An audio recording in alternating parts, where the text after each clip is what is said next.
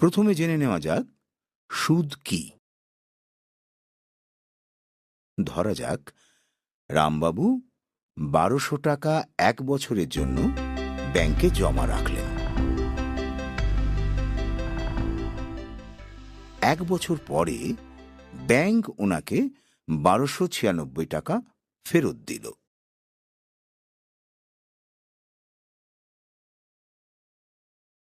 আবার শ্যামবাবু ৬০০ টাকা ১ বছরের জন্য ব্যাংকে জমা রাখলেন।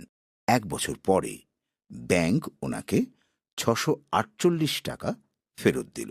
এই অতিরিক্ত ৯৬ টাকা এবং অতিরিক্ত ৪৮ টাকা ব্যাংক কিসের সাপেক্ষে দিল?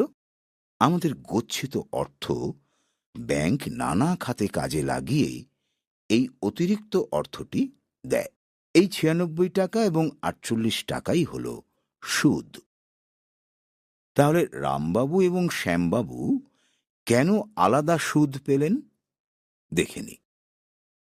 রামবাবু শ্যামবাবুর থেকে বেশি অর্থ জমা রেখেছেন, তাই উনি বেশি সুদ পেলেন। এই সুদ সাধারণত ৩ প্রকারে ব্যাংক আমাদের দেয়: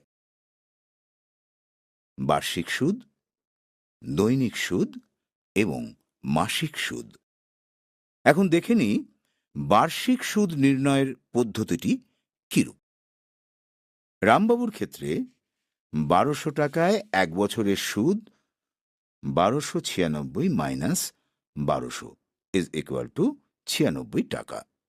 তাহলে ১০০ টাকায় ১ বছরের সুদ হবে ৯৬ into ১০০ divided by ১২০০ into ১ is equal to ৮%। মনে রাখতে হবে সুদের হার সর্বদা শতকরায় প্রকাশ করা হয়। অতএব শ্যামবাবুর ক্ষেত্রে সুদের হার is equal to ৪৮ into ১০০ divided by ৬০০ into ১ is equal to ৮%।